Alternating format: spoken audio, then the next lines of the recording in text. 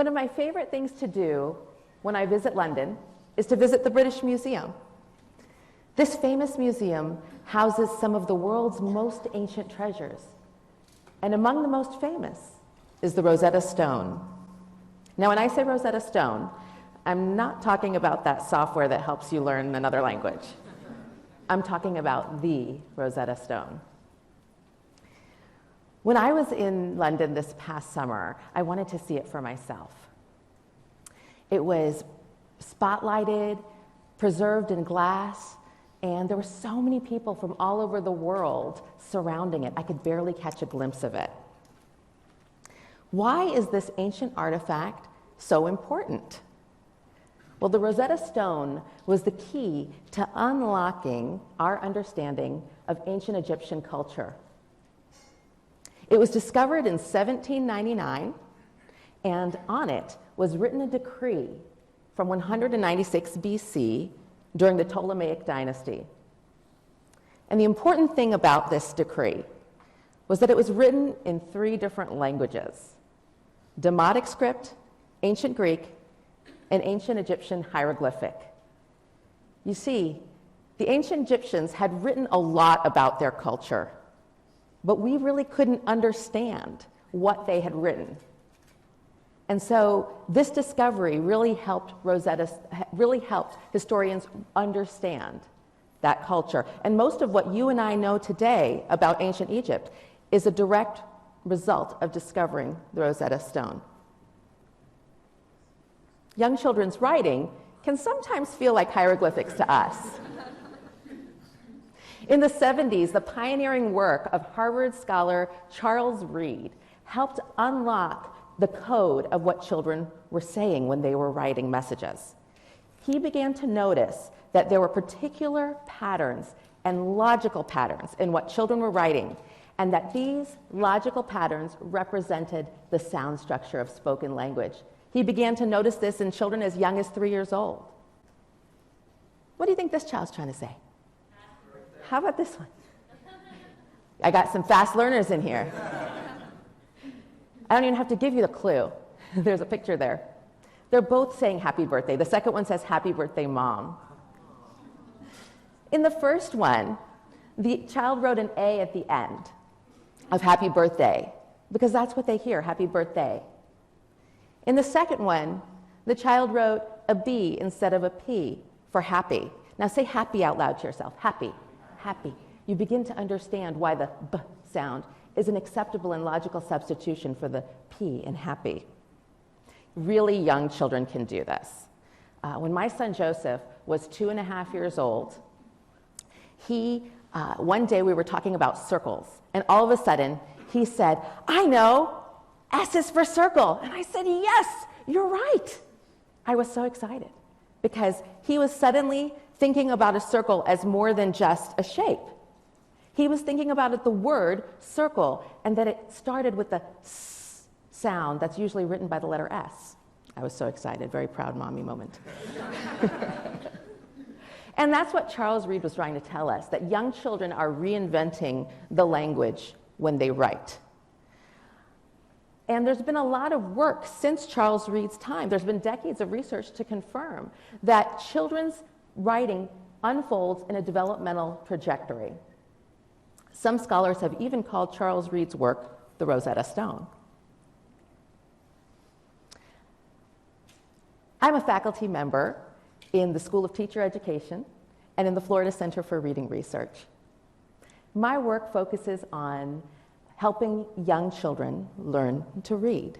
I'm really interested in preventing reading difficulties, so I'm really interested in how do we help preschool-aged children learn to read.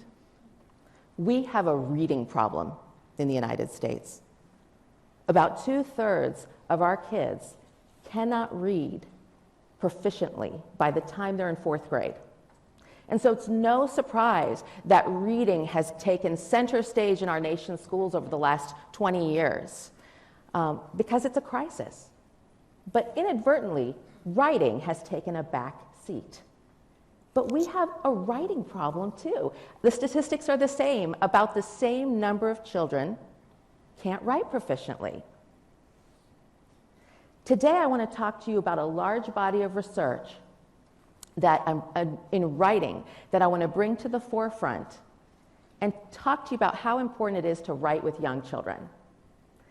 So what can we do before children even enter kindergarten?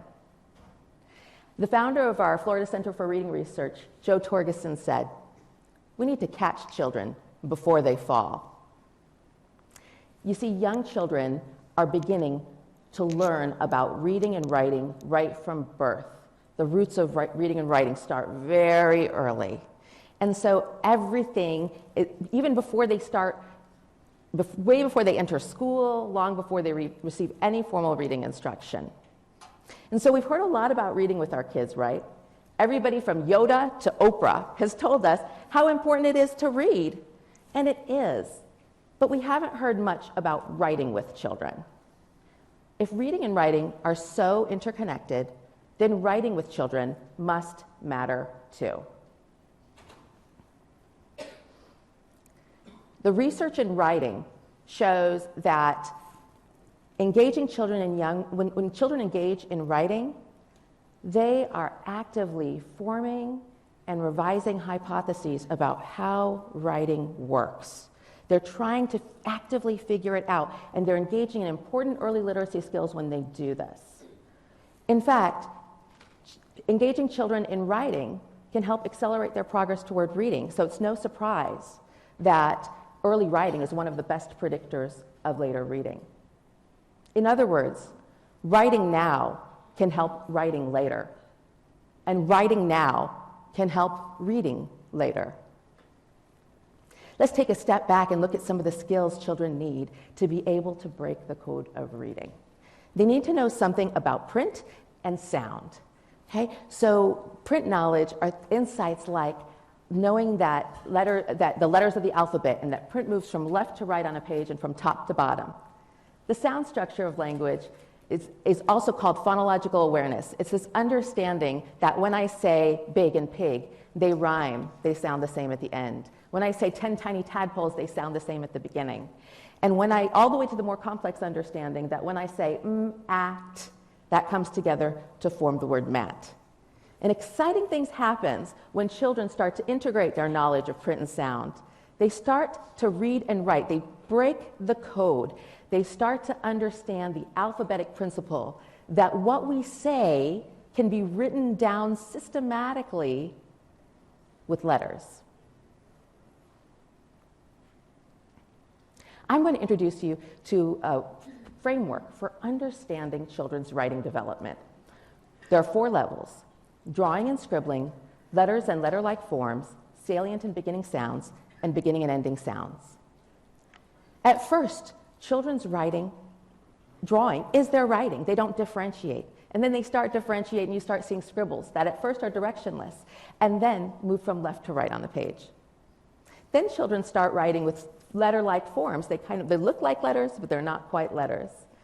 And then they start writing with letters that don't have anything to do with what they're saying. You might think this child is trying to say mama, but really their name is Macy, and they're writing their message with M's and A's over and over again.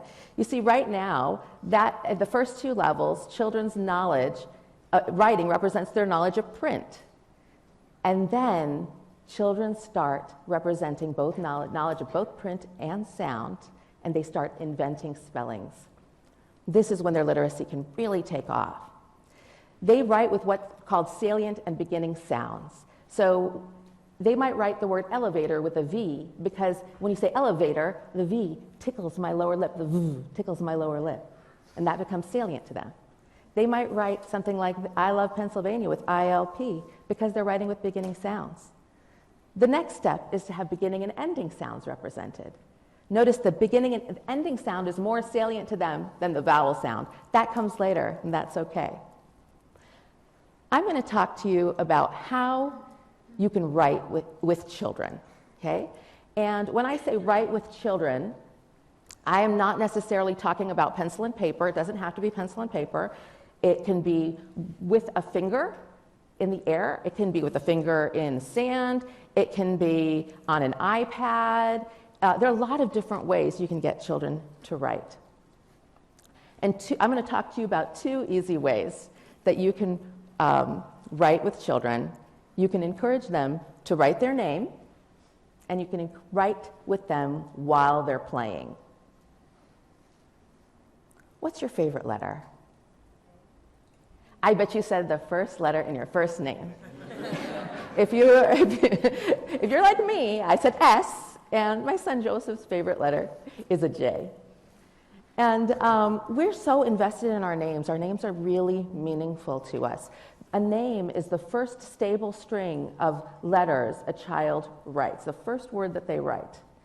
And so encouraging them to write their name can be a good entrance into writing. But you can't stop there, okay? Can't be the only one. So, and that's because children tend to memorize their name, either as a picture or a string of letters. They're not thinking through their name when they write it. They see it so much that they just have it memorized. Let me give you an example. My son, he's 4 years old now. We sing this song. Since birth, I've been singing him this song. Josephcabell. And so when he writes Joseph, I hear him singing that song to write the next letter. He doesn't say Joseph and write a J, right? And do you see the difference there? Right? So it's important for us to help children move beyond writing the letters in their name, because it's actually that attending to the sounds that makes the difference. So now let's talk about how you can help children move beyond name writing. And one easy way to do that is to write with them while they're playing. And while we're talking about this, I want you to keep in mind that developmental framework, and I want you to think about how I'm moving Joseph to the next level as I'm talking here, okay? Because the goal is to move child to the next level and try to help them. My son Joseph, he loves to play doctor. And I often find myself as the patient with a chicken in my tummy.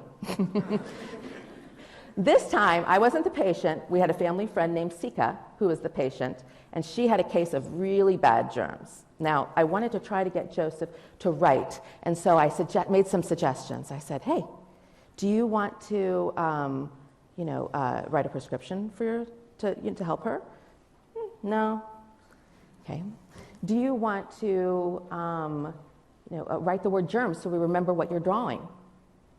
No, that wasn't meaningful enough for him. I said, what about writing her name on her chart? He said, yes, he was excited about that. I didn't want to just leave him alone to do it. I decided to help him and support him so he would be successful. I said, let's say her name, Sika.